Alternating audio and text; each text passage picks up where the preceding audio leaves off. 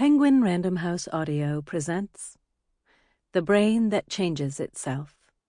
Stories of Personal Triumph from the Frontiers of Brain Science. By Norman Doidge, M.D. Read for you by Jim Bond. For Eugene L. Goldberg, M.D., because you said you might like to read it. Note to the reader. All the names of people who have undergone neuroplastic transformations are real, except in the few places indicated, and in the cases of children and their families. Preface.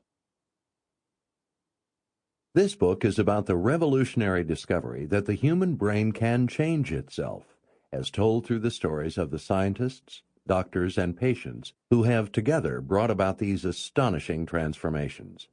Without operations or medications, they have made use of the brain's hitherto unknown ability to change. Some were patients who had what were thought to be incurable brain problems. Others were people without specific problems who simply wanted to improve the functioning of their brains or preserve them as they aged. For 400 years, this venture would have been inconceivable because mainstream medicine and science believed that brain anatomy was fixed. The common wisdom was that after childhood, the brain changed only when it began the long process of decline, that when brain cells failed to develop properly, or were injured or died, they could not be replaced, nor could the brain ever alter its structure and find a new way to function if part of it was damaged. The theory of the unchanging brain decreed that people who were born with brain or mental limitations, or who sustained brain damage, would be limited or damaged for life. Scientists who wondered if the healthy brain might be improved or preserved through activity or mental exercise were told not to waste their time. A neurological nihilism, a sense that treatment for many brain problems was ineffective or even unwarranted, had taken hold, and it spread through our culture, even stunting our overall view of human nature. Since the brain could not change, human nature, which emerges from it, seemed necessarily fixed and unalterable as well. The belief that the brain could not change had three major sources: the fact that brain-damaged patients could so rarely make full recoveries, our inability to observe the living brain's microscopic activities, and the idea, dating back to the beginnings of modern science, that the brain is like a glorious machine, and while machines do many extraordinary things, they don't change and grow. I became interested in the idea of a changing brain because of my work as a research psychiatrist and psychoanalyst. When patients did not progress psychologically as much as hoped, often the conventional medical wisdom was that their problems were deeply hardwired into an unchangeable brain. Hardwiring was another machine metaphor coming from the idea of the brain as computer hardware, with permanently connected circuits, each designed to perform a specific, unchangeable function. When I first heard news that the human brain might not be hardwired, I had to investigate and weigh the evidence for myself. These investigations took me far from my consulting room. I began a series of travels, and in the process I met a band of brilliant scientists at the frontiers of brain science who had, in the late 1960s or early 1970s, made a series of unexpected discoveries. They showed that the brain changed its very structure with each different activity it performed, perfecting its circuit so it was better suited to the task at hand. If certain parts failed, then other parts could sometimes take over. The machine metaphor of the brain as an organ with specialized parts could not fully account for changes the scientists were seeing. They began to call this fundamental brain property neuroplasticity. Neuro is for neuron, the nerve cells in our brains and nervous systems. Plastic is for changeable, malleable, modifiable.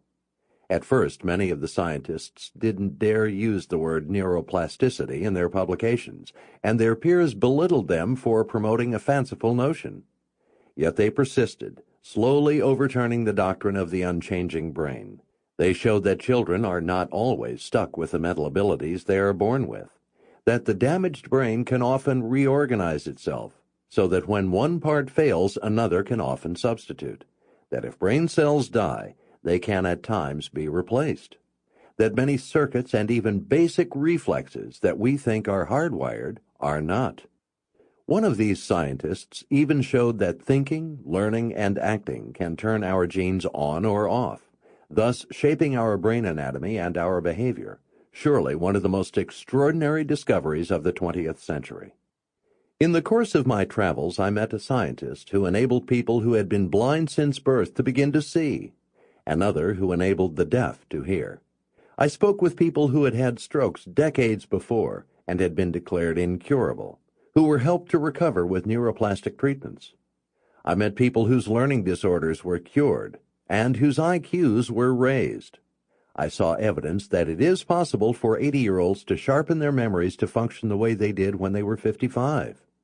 I saw people rewire their brains with their thoughts to cure previously incurable obsessions and traumas. I spoke with Nobel laureates who were hotly debating how we must rethink our model of the brain now that we know it is ever-changing. The idea that the brain can change its own structure and function through thought and activity is, I believe, the most important alteration in our view of the brain since we first sketched out its basic anatomy and the workings of its basic component, the neuron. Like all revolutions, this one will have profound effects, and this book, I hope, will begin to show some of them. The neuroplastic revolution has implications for, among other things, our understanding of how love, sex, grief, relationships, learning, addictions, culture, technology, and psychotherapies change our brains. All of the humanities, social sciences, and physical sciences, insofar as they deal with human nature, are affected, as are all forms of training. All of these disciplines will have to come to terms with the fact of the self-changing brain, and with the realization that the architecture of the brain differs from one person to the next, and that it changes in the course of our individual lives. While the human brain has apparently underestimated itself, neuroplasticity isn't all good news. It renders our brains not only more resourceful, but also more vulnerable to outside influences.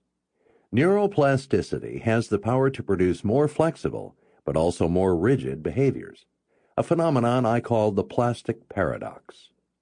Ironically, some of our most stubborn habits and disorders are products of our plasticity. Once a particular plastic change occurs in the brain and becomes well established, it can prevent other changes from occurring.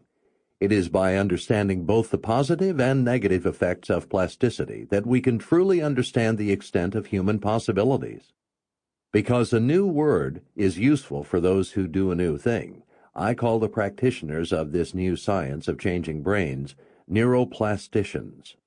What follows is the story of my encounters with them and the patients they have transformed. Chapter 1. A Woman Perpetually Falling, rescued by the man who discovered the plasticity of our senses. And they saw the voices. Exodus, chapter 20, verse 18. Cheryl Schultz feels like she's perpetually falling, and because she feels like she's falling, she falls. When she stands up without support, she looks, within moments, as if she were standing on a precipice about to plummet. First her head wobbles and tilts to one side, and her arms reach out to try to stabilize her stance. Soon her whole body is moving chaotically back and forth, and she looks like a person walking a tightrope in that frantic seesaw moment before losing his balance, except that both her feet are firmly planted on the ground, wide apart. She doesn't look like she is only afraid of falling, more like she's afraid of being pushed. "You look like a person teetering on a bridge," I say. "Yeah, I feel I am going to jump, even though I don't want to." Watching her more closely, I can see that as she tries to stand still, she jerks, as though an invisible gang of hoodlums were pushing and shoving her, first from one side, then from another, cruelly trying to knock her over. Only this gang is actually inside her, and has been doing this to her for 5 years. When she tries to walk, she has to hold on to a wall, and still she staggers like a drunk. For Cheryl, there is no peace, even after she's fallen to the floor. "What do you feel when you've fallen?" I ask her. "Does the sense of falling go away once you've landed?" There have been Sample complete. Ready to continue?